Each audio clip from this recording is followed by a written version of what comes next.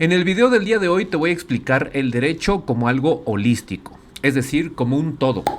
Seguramente estás estudiando derecho y a veces te confundes si pierdes el piso o pierdes la ubicación. Pierdes el GPS de lo que estás estudiando. ¿Qué quiero decirte con esto? Que de pronto tú has llevado la materia de civil, constitucional, amparo, administrativo, penal, mercantil, por ejemplo, y de repente sales a la calle o tienes miedo de salir a un trabajo y de repente dices, ok, me contratan en un despacho, ¿qué voy a hacer? Es decir, voy a un tribunal, por ejemplo, ¿qué tiene que ver el tema de los derechos humanos? O sea, ¿dónde palpo esta cuestión que aprendí en la universidad? ¿Dónde palpo la capacidad jurídica? Es más, ¿dónde palpo la personalidad jurídica que me enseñaron en mis primeros semestres de la carrera? ¿Dónde palpo el hecho de que me enseñaron en derecho laboral lo que son los sindicatos, los contratos colectivos de trabajo o el contrato individual? Pero resulta que voy a una junta de conciliación y me llevan a una audiencia. Exactamente dónde ubico todos estos conceptos. ¿Qué es lo que tengo que hacer para comprender de forma holística el derecho? Porque te voy a decir un problema y déjamelo aquí abajo si es que no lo has sufrido. En las universidades se comete un gran pecado. Y es que cada maestro te da una materia y es la que le incumbe. Y ahí se acabó la historia. En el mejor de los casos, algunos maestros te dicen, ¿recuerdas esto que viste en derecho civil o esto que viste en derecho fiscal? Pero lo más común es que cuando tú veas una materia, por ejemplo, el de derecho penal, no te va a explicar nunca cómo se entrelaza, por ejemplo, el derecho mercantil con el derecho penal. No te va a explicar muy fácilmente el laboralista cómo se enlaza el derecho ambiental con el derecho laboral, por ejemplo. Entonces, si tú tienes este tipo de problemas, necesitamos una visión holística para poder amalgamar, conjuntar y entender conceptualmente el derecho. Ahora bien, mi siguiente punto es, recuerda que el derecho es un intangible, es una invención humana, es algo que está en la autoconciencia de la persona. El derecho no lo encuentras en el mundo material, lo encuentras únicamente aquí, en tu cabeza. Y sí, me temo decirte que todo lo que estás estudiando, porque este canal de Legal Mentoring está hecho fundamentalmente para estudiantes de derecho, lamento decirte que el derecho no lo vas a encontrar en el mundo material. Lo que tú ves ahí atrás que tengo son leyes, son impresiones, es un libro que toma el nombre de recopilación de leyes, de normas, etcétera. Pero yo te he dicho muchas veces que eso no es el derecho está aquí arriba, está en tu mente. Ahorita te lo voy a demostrar. Entonces, hoy estoy estrenando una técnica nueva para poderte dar una explicación muy gráfica, muy visual, que si yo utilizara un PowerPoint de hace 25 años, pues imagínate qué flojera, ¿no? Entonces yo trato de ser lo más gráfico posible, estrenando técnicas que pueden ayudarle al alumno. Tengo aquí una pizarra virtual en la que te voy a graficar, ilustrar dónde estás parado y a qué te dedicas tú precisamente, o a qué te puedes dedicar. Imagínate que el derecho, como te lo he comentado, es un intangible. Primer problema, si es un intangible, ¿dónde está el derecho? ¿Dónde estoy yo?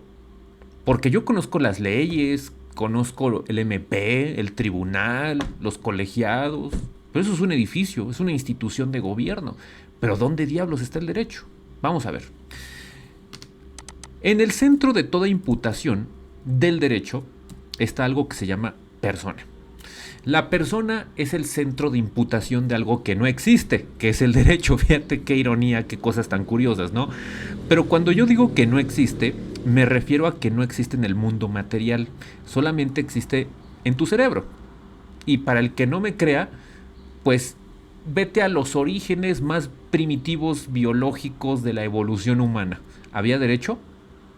Si no lo concebía una conciencia humana, como hubiera dicho Hegel probablemente, pues no existía el derecho, punto.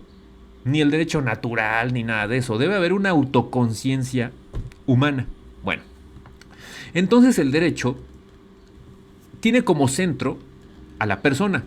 Persona como centro de imputación de toda norma. Lo vamos a dejar así.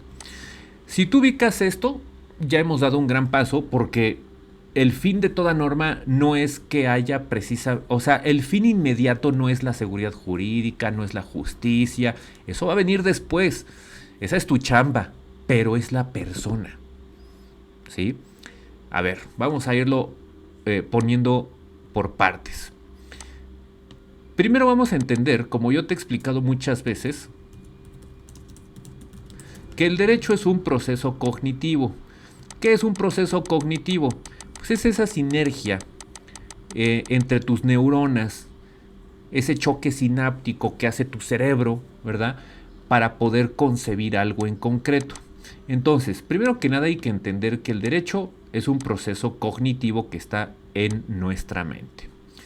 Primer punto a entender. Entonces lo vamos a poner aquí. Lo vamos a poner aquí y vamos a entender que no puede haber algo que no tenga que ver con la persona humana, como los individuos, como ustedes y como yo.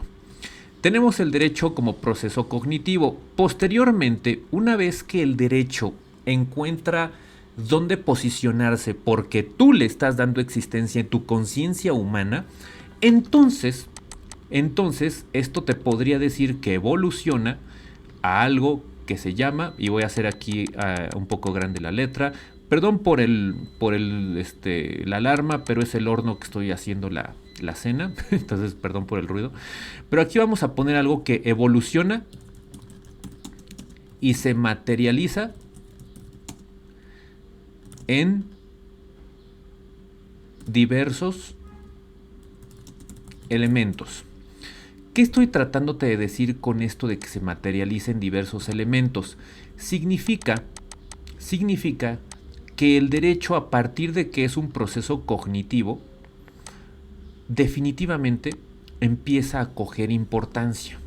A ver, tenemos ya esta situación. Ahora bien, ¿cuáles son esos elementos que pueden ser materializados en el derecho? Bueno, pues te podría decir que en primer lugar encontramos, por ejemplo, principios, ¿verdad? Encontramos principios en los que nosotros somos conscientes de que una vez de que ya tenemos en nuestro cerebro que hay un proceso cognitivo que estructuró, que conceptualizó, pudo hacer un ejercicio de abstracción, por ejemplo, entonces encontramos principios. ¿Como cuáles? Bueno, pues aquí te voy a ejemplificar. Encontramos, por ejemplo, lo que son justicia. Aquí lo voy a empezar a resaltar. Tenemos la justicia. Ahorita no nos vamos a meter en la chamba de definir el tema de qué es la justicia, tipos de justicia y todo ese tipo de cuestiones. Ahorita no me importa tanto eso, porque eso va a ser materia de un video por aparte. Entonces tenemos, por ejemplo, el tema de la justicia. Déjame hacer grande nada más esto para que te sea fácil verlo. El tema, por ejemplo, aquí estoy arreglando nada más los cuadros para que no te me pierdas, porque si no esto puede ser un poquito abstracto. Y como esto nadie te lo explica en la carrera, por eso es que yo me doy tiempo para esto. Me preguntarías qué interés tengo yo en que un estudiante de derecho sepa esto. Mira, a lo largo de mi vida profesional me he dado cuenta de tantas deficiencias que tienen los abogados, que yo verdaderamente y legítimamente estoy interesado en que los futuros abogados tengan una mejor formación, tengan un mejor criterio y tengan un mejor punto de vista, porque si no es así, entonces los que terminan sufriendo son los afectados en sus derechos. Tenemos, por ejemplo, el tema de la seguridad jurídica.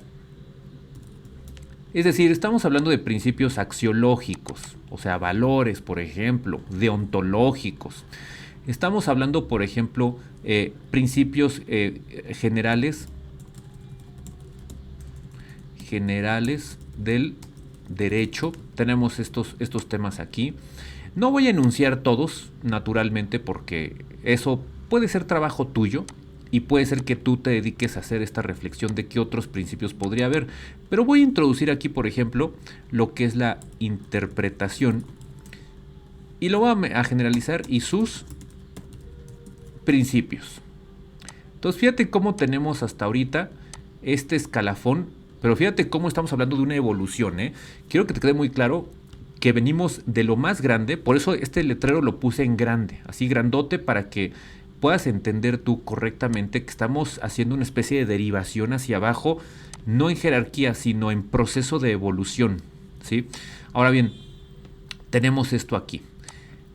Cuando hablamos de ya la concepción del derecho, entonces tenemos definitivamente que entender que esta materialización, ya traído propiamente al mundo material, ya no nada más en el intangible de tu cerebro, ahora encontramos algo, voy a hacer grande esto, ahora encontramos algo que se llaman instrumentos legales, y aquí vamos a poner leyes, códigos, normas, circulares, decretos, ordenanzas, y llámale como tú quieras. Es decir, si yo hubiera dicho ley nada más, pero hay gente que es muy exegética y muy estricta y dice, no, es que no es lo mismo ley que código. En la práctica es lo mismo un código que una ley, ¿no? Pero norma sí es diferente, ¿no? Bueno, es como el género, ¿verdad? Y los decretos, eso sí tienen jerarquía distinta, pero para no meterme en eso ahorita, reglamentos también, yo te quiero decir esto. Ahora bien, fíjate cómo el derecho parte del proceso cognitivo, evoluciona a materializarse bajo principios como justicia, seguridad jurídica, generales del derecho, interpretación de sus principios y muchos otros, porque no lo estoy agotando aquí. Es más, para no errarle y para que nadie se me vaya a confundir, voy a ponerlo aquí claramente, que involucra a otros también, y esto lo voy a establecer en este cuadro amarillo y otros. Entonces aquí lo tenemos y lo vamos a poner por acá, nada más para que quede claro que hay muchos otros elementos también, principios deontológicos. Entonces aquí están. Ahora, este tema evoluciona y se materializa en leyes y este tipo de cosas. Bueno, a partir de este momento, señores, voy a introducir por aquí algunas cuestiones que pueden ser importantes. Como que podríamos meter esto de aquí. Vamos a poner hasta este punto de aquí. Lo voy a poner con un recuadro de este color. Lo voy a poner aquí. Hasta este punto, nosotros tenemos que quien estudia leyes,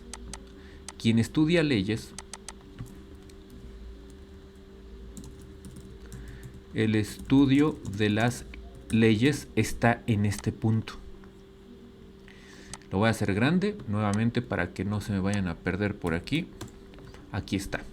El estudio de las leyes entra en esta zona de aquí, en esta materialización de los principios del derecho, de algo que ya pasó por un proceso cognitivo. Me di cuenta que hay temas de interpretación, hay principios, y fíjate cómo esta cuestión, este estadio de aquí de los instrumentos legales ya materializados, descansan sobre el tema de la justicia, seguridad jurídica. No siempre es perfecto, ni siempre incluye todos, ni están todos los que son, ni son todos los que están, pero fíjate muy bien cómo este punto de aquí, este rojo, ya comprende una evolución y llegamos hasta el grado de materializar, de tal suerte que aquí tenemos, por ejemplo, ya contratos, tenemos leyes, tenemos ordenamientos, tenemos cuestiones donde ya se van introduciendo aquí.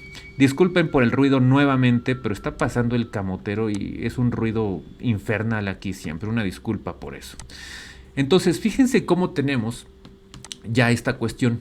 Quien estudia leyes está aquí. Quien se dedica como financiero, como contador, por ejemplo, a estudiar las leyes, está únicamente en esta parte de aquí.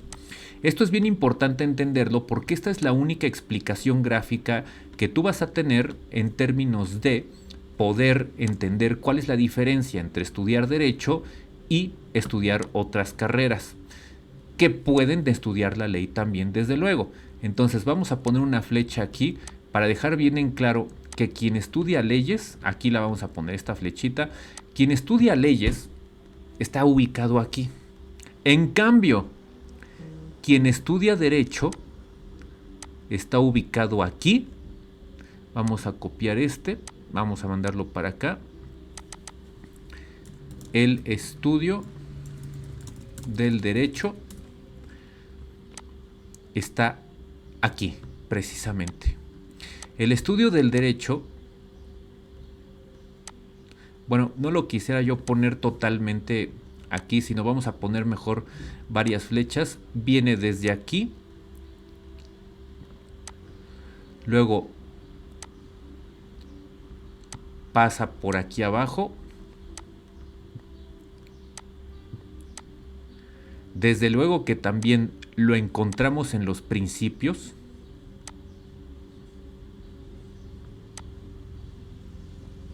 Aquí lo encontramos en los principios. Y desde luego que también, no te vayas a confundir, pero también lo encontramos, desde luego, en el estudio de las leyes. Aquí está. ¿Ya te diste cuenta cuál es la diferencia entre estudiar? Es más, te lo voy a pasar para acá, mira. ¿Cuál es la diferencia? Ahora sí, ahí estamos bien claros, ¿no? ¿Cuál es la diferencia entre estudiar derecho y estudiar leyes? ¿Por qué? Porque, bueno, alguien que estudia ingeniería puede leer una ley, claro que sí. Yo te preguntaría, ¿conoce lo que está sobre lo que descansa la ley? Lo puede investigar, lo puede, pero por formación no lo tiene, ¿sí? Después de todo esto, tú puedes utilizar un video que yo he denominado en mi canal principal y se llama La taxonomía de Bloom para desarrollar un criterio jurídico. Bueno, después de esto, señores, tenemos algo que se llama el criterio jurídico. Y todo este rollo que te estoy explicando es para darte la idea holística de lo que es el derecho propiamente. Aquí me gustaría colocar el criterio jurídico. Porque si tú no conoces los principios generales del derecho, si tú no conoces los principios de interpretación, y claro que también si no conoces la ley, no puedes llegar a este escalafón, a este punto que tenemos aquí, que se llama el criterio jurídico. El criterio jurídico, como te puedes imaginar, viene a raíz de la experiencia, viene a raíz, por ejemplo, de lo que es el ejercicio profesional, claro que el estudio técnico también, ¿verdad?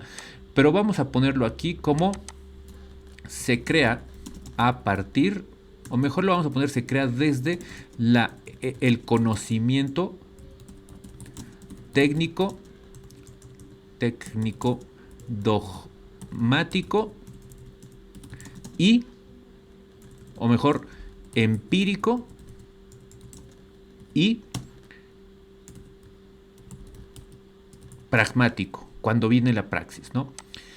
Quiero que pongan mucha atención en esta parte porque ustedes han escuchado en mi Instagram o en varias explicaciones mías que nadie puede desarrollar criterio de la noche a la mañana. El hecho de que tú estudies una maestría no te hace experto con criterio jurídico, no te hace experto en algo. ¿Por qué? Pues dime tú, si 2 años de maestría te hacen conocer todo esto en una rama en específico. Es imposible, no hay forma. Y súmale el tema empírico y práctico de tu experiencia profesional, pues no la tienes. Por eso una especialidad o una maestría no te hace experto en nada en realidad. Bueno, tenemos esta cuestión con el criterio jurídico. Bien, a partir de este momento ya voy a empezar a hablar de otras cosas y fíjense cómo nos vamos bajando, pero el hecho de que vayamos bajando no quiere decir que nosotros podamos ir descartando, no. Cuando yo voy bajando quiero que lo interpreten como ir evolucionando, digamos, ¿no? Digamos que estamos en un proceso de evolución del derecho. Ahora bien, ya que tenemos esto, ahora sí, yo te podría empezar a platicar de cuestiones como del tipo, ya tienes tu concepción y como ya pasaste por las leyes, ya pasaste, por ejemplo, por el tema del proceso cognitivo, de los principios, todo eso, ya con toda esa carga encima, traes una mochila enorme cargando de elementos, ¿verdad? Ya te podría yo mencionar el derecho civil. Yo ya estoy capacitado para poderte decir que hay algo que se llama derecho penal, el derecho constitucional,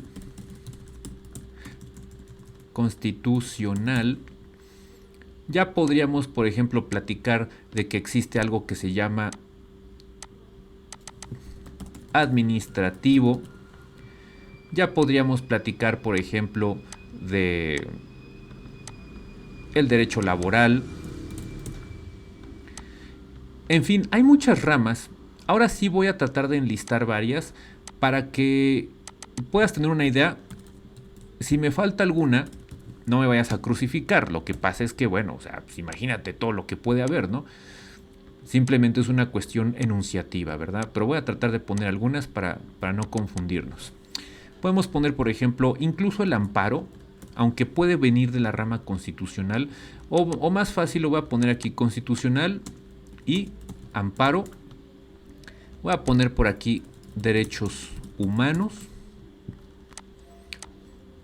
Voy a poner, y en derecho civil pues entran todos los contratos, obligaciones, parte general, bienes, sucesiones, todo, ¿no? Voy a poner, por ejemplo, ¿qué otra se te ocurre? Puede ser el derecho notarial lo pondría en derecho civil inclusive.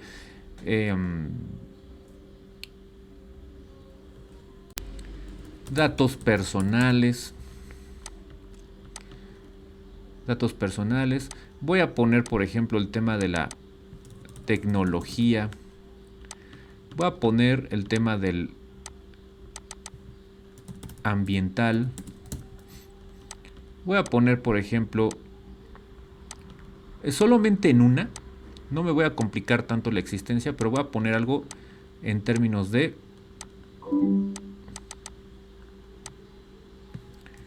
procesales. Procesales, ahí puedes pensar en todo el procesal que tú quieras. Voy a meter el agrario. Voy inclusive a meter algo que luego no está mucho en nuestro radar, que es el derecho minero. Voy a poner, por ejemplo,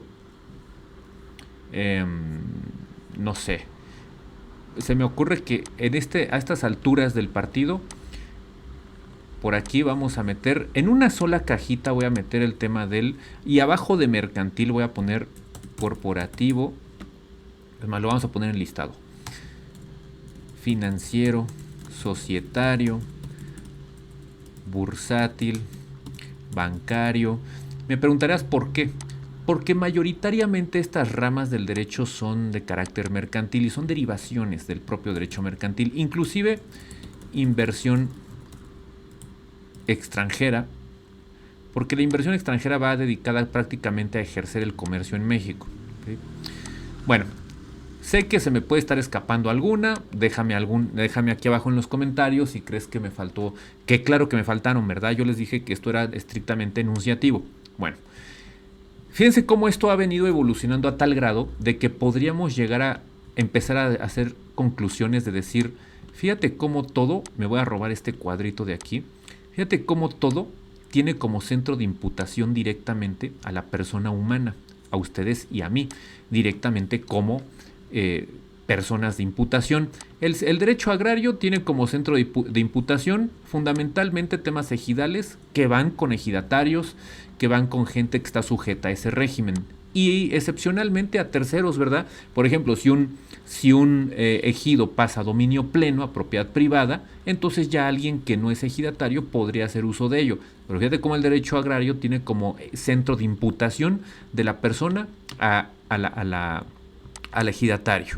El agrario, el minero igual, lo mismo, ¿no? Empresas particulares inclusive. Derechos humanos, el derecho ambiental también, el tema de los datos personales, el derecho laboral, el derecho mercantil y todas sus hijitas que son estas de aquí, por ejemplo.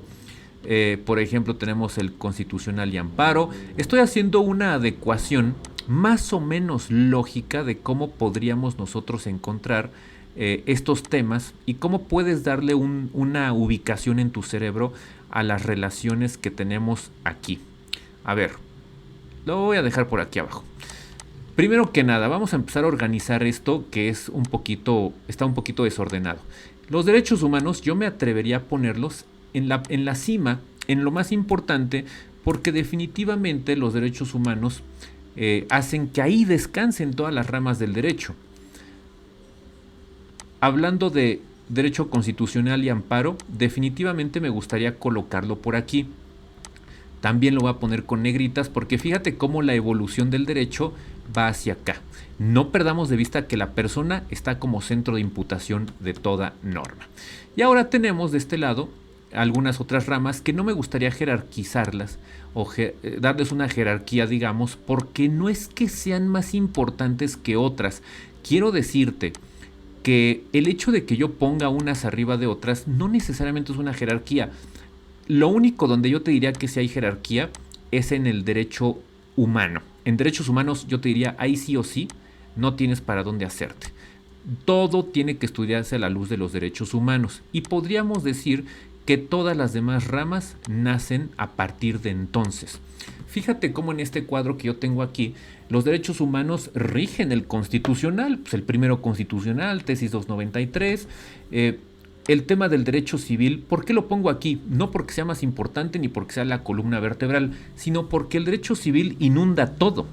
Cuando yo le regalo algo a un hijo, o a mi novia, o a mi esposa, o a mis padres, es una donación civil. Si yo me muero mañana, es un testamento, se abre un testamento o se abre una sucesión legítima.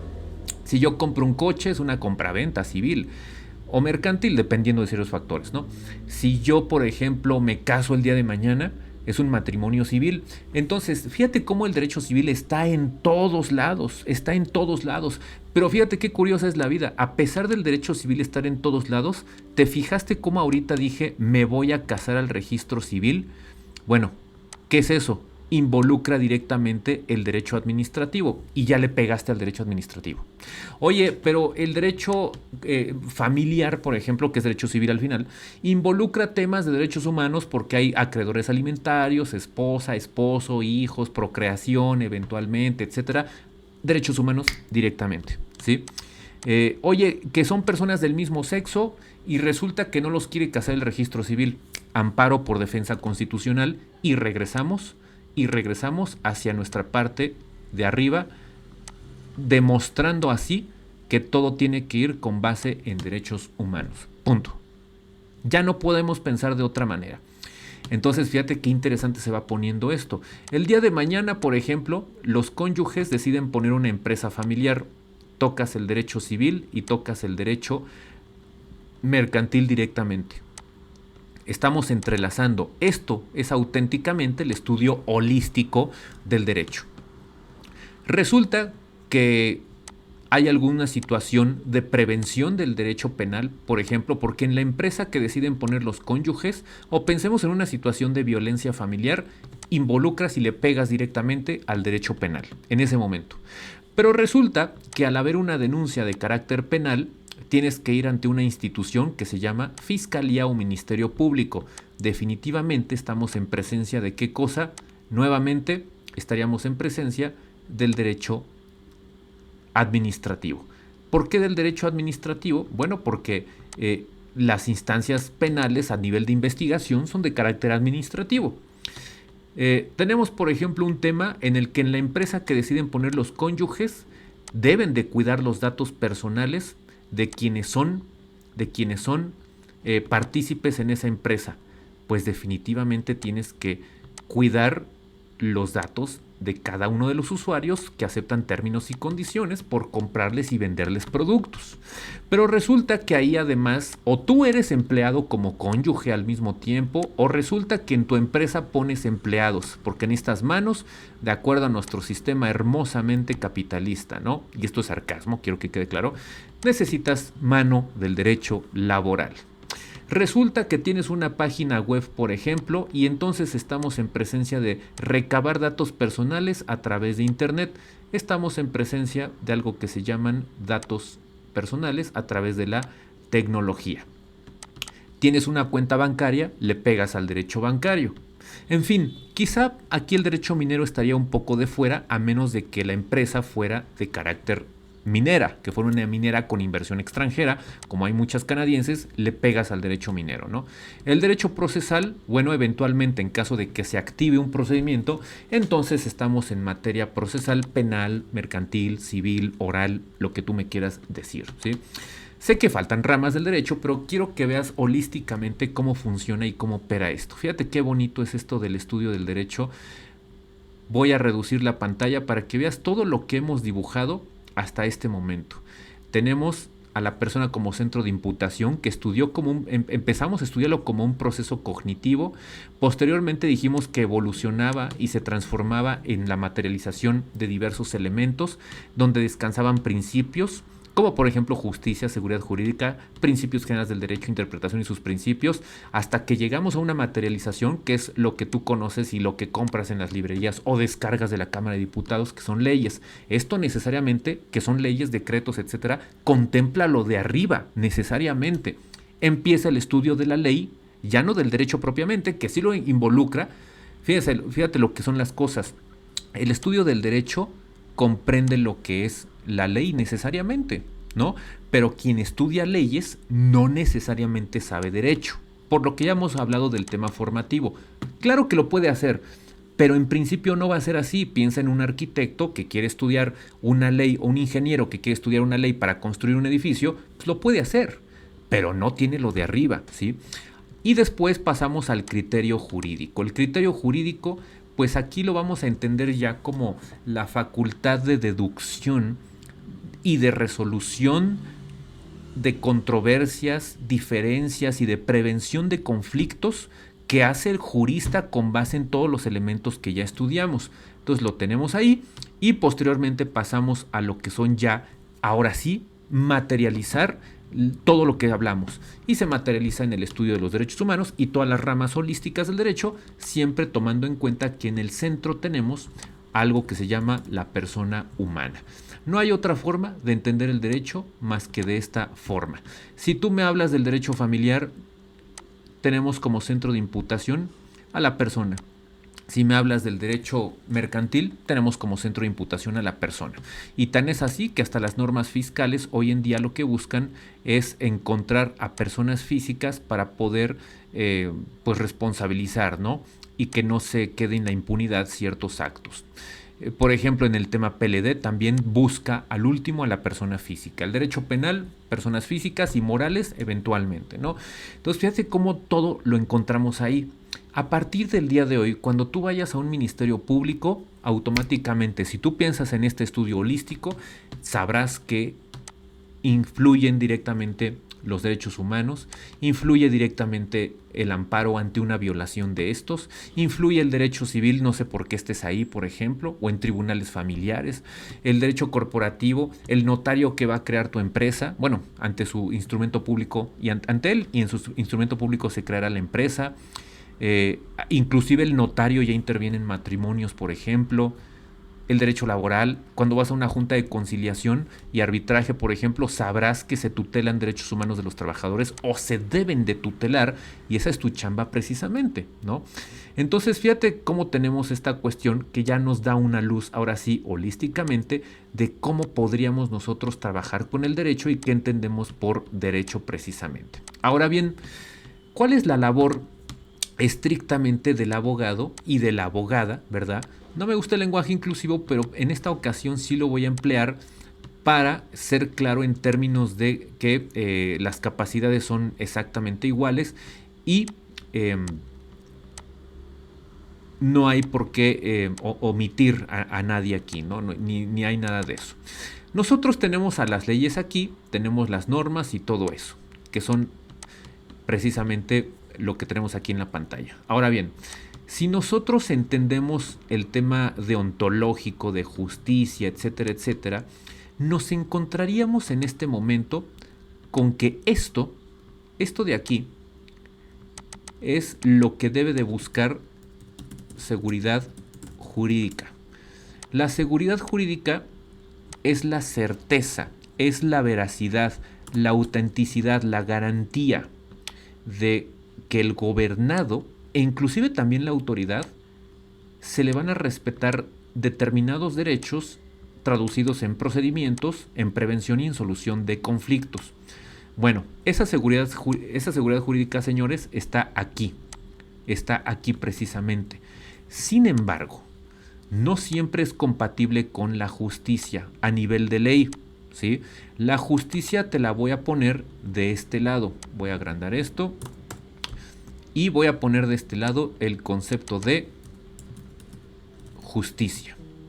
A estas alturas ya tenemos conceptos diferentes. La justicia, señores, no necesariamente está aquí en las leyes.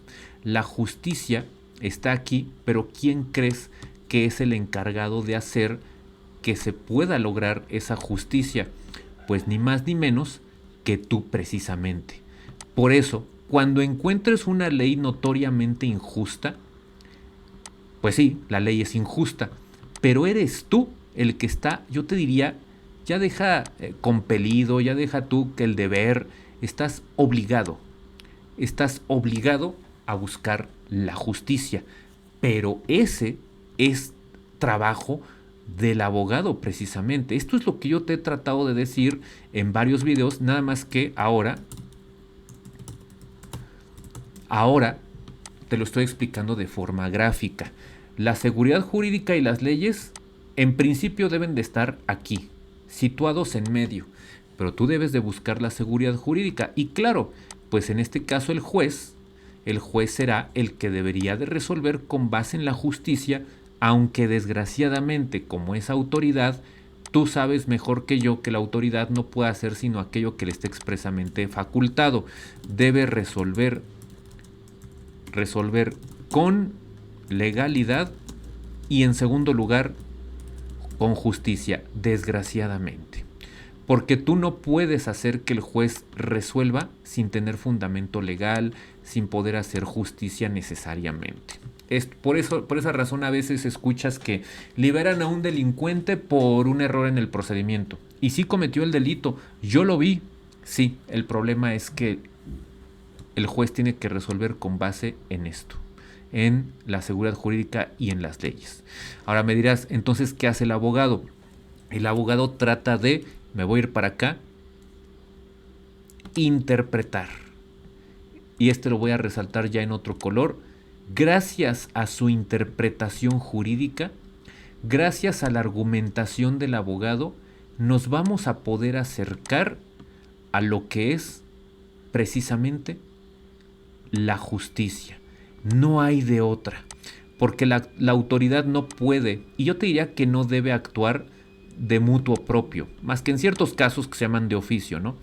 Pero aquí quiero que te quede muy claro, fíjate cómo te lo estoy dibujando aquí, que es necesariamente el abogado el que tiene que interpretar, y gracias, y fíjate muy bien, gracias a que el abogado tiene esta formación antes de la ley, gracias a que él tiene esa formación antes de la ley, es que él puede interpretar y entonces sí, coger una ley y decirle al juez, por esto deberías de resolver así, porque el abogado es el que habla por otro.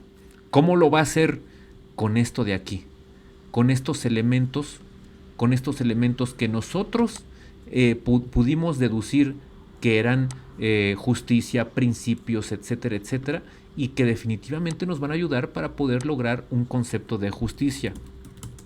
Entonces, por eso es que yo estaba tan interesado en que tú entendieras que la justicia definitivamente se va logrando de esta manera. Ahora, ¿siempre es posible? No. En la mayoría de los casos o en la minoría de los casos se logra hacer justicia, pues yo no sé, pero yo te diría que esto es lo más importante, aquí te lo estoy poniendo en un recuadro, que debe de tener el abogado precisamente. Ahora, si nosotros alejamos la pantalla, voy a borrar esto de aquí, fíjate cómo ya tenemos una visión, como te prometí el video, una visión holística del derecho. Esto, señores, auténticamente es el derecho. Tú que estudias derecho, esto estás estudiando. Esta es la visión holística del derecho. Como te puedes dar cuenta, todo empezó gracias a un proceso cognitivo que empezó en nuestro cerebro y que termina resolviendo y previniendo conflictos, controversias. Eso es todo por hoy. Es algo que te dejo a tu reflexión. Es algo que espero que te sirva para entender qué estás estudiando. Espero que con este mapa tú te puedas reencontrar con lo que estás estudiando, o si no te habías encontrado, tú puedas encontrar la razón de ser de todo esto y lo puedas entrelazar. Una vez que tú comprendes todo esto, tú puedes filosofar. Por eso filosofía del derecho debe ser una de las últimas materias, si no es que un posgrado acerca de la filosofía del derecho. ¿Por qué la filosofía del derecho? ¿Por qué el derecho? ¿Por qué la norma jurídica? Yo no te puedo hablar de eso a principios, cuando tienes 19 años, estás empezando la carrera, o en tu primer semestre, tengas la edad que tengas, no vas a entender nada. Necesitas necesariamente, y valga la redundancia, y sí estoy siendo repetitivo a propósito, necesitas todo esto de aquí. Esta es la diferencia entre estudiar derecho y entre estudiar leyes. Bueno, pues eso es todo por hoy. Aquí la voy a dejar. Suscríbete a mi canal, dale like a este segundo canal también, dale like y suscríbete también al principal. Y nos vemos en una nueva transmisión.